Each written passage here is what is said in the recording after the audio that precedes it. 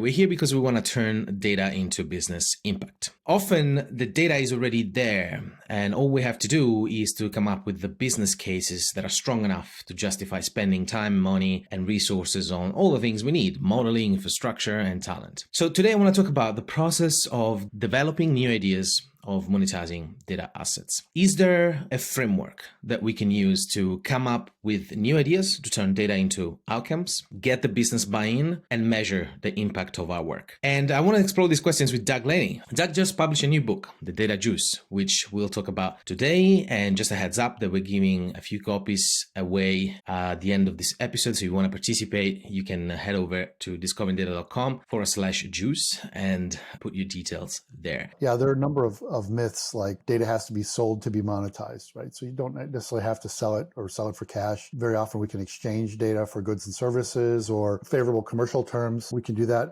You can monetize data that isn't necessarily your own. You can go out and harvest data from the web, grab data from public data sources or social media, package it up, analyze it in a certain way, report on it, and sell that. It's important to talk about, how do we define data monetization? Really, we define it as the process of generating measurable value streams from available data assets. So it shouldn't be kind of a one-time thing. It should take a product approach, just like any other product or service offering. Again, if you're not measuring the value that's being generated, it's hard to claim you're monetizing it, and therefore it's hard to get investment dollars to do so. That's critical, yeah.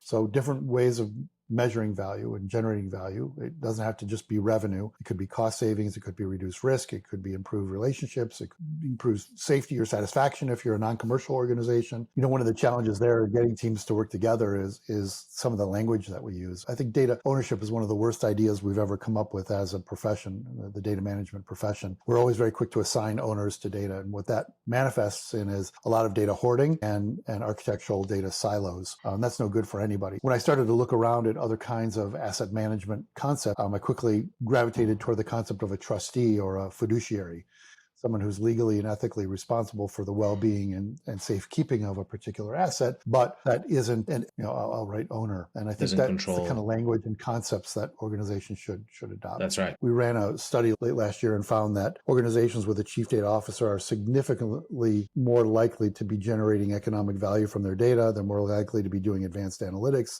They're more likely to be democratizing data throughout the organization, sharing data freely. They're more likely to be dealing with data quality issues. A lot of real benefits that come from having a chief data officer. I also ran a study looking at how data savvy organizations differ than those that aren't. And so we looked at certain qualities. Do they have a chief data officer? Do they have a data governance function? Do they have a data science organization? Those are indicators that an organization is more serious about managing and monetizing and measuring their data as an actual asset. And what we found is that companies demonstrating those kinds of characteristics have a market to book value ratio that's nearly 2 times higher than the market average. So while accountants don't value data, investors do. And investors definitely favor organizations or data savvy. How do you go from we don't know what to do next, how to use the data that we already have to pick the 1 or 2 activities that are most likely to impact the business? We at Western Monroe, we developed a kind of a formal approach to this, and it starts with workshops to generate and refine ideas for innovating with data assets. And in those workshops, we look at a few different things. We look at what data is available, both inside and outside the organization, and what it could tell us if we tortured it enough, right? We look at stakeholders. What is the range of stakeholders that could possibly benefit from the data, both internally and externally? And then we generate various hypotheses. Again, we're trying to get beyond just hindsight-oriented reporting to look at what could we do with this data to diagnose or predict or prescribe something or automate or digitalize something. We also look at various use cases. So we'll look at what other organizations inside and outside the organization are doing with data as a source of inspiration. So how do you see the difference between data assets, data products? So a data source would be an individual kind of data set, probably raw data of some kind. A data asset is kind of a more of a logical grouping of data that's used typically for a single purpose or somehow related. A data product is more of a use case, how the data is used, which may include applications or algorithms or those kinds of things on top of the data. So you may know, I really don't like splitting hairs on definitions or coming up with new definitions for existing terms or words. Like I rail against folks who come up with new definitions of data versus information. I just think it's ridiculous. It's driven a wedge between us as data professionals and the business when we start splitting hairs over data versus information. It turns them off. It just doesn't help with data literacy at all, and there's really no real reason for it. There are things we do with data to make it that much more consumable. We improve its quality, we improve its availability, we integrate it, we analyze it. All that is a spectrum of stuff that we do with data to make it that much more consumable and usable and to generate realized value. But I don't think there's a state change between what is data and what is information. That's really the challenge, right? That until you make a decision that impacts the business, it's an investment with an unclear ROI. Then the ROI comes when you make the right decision, hopefully based on evidence. Right.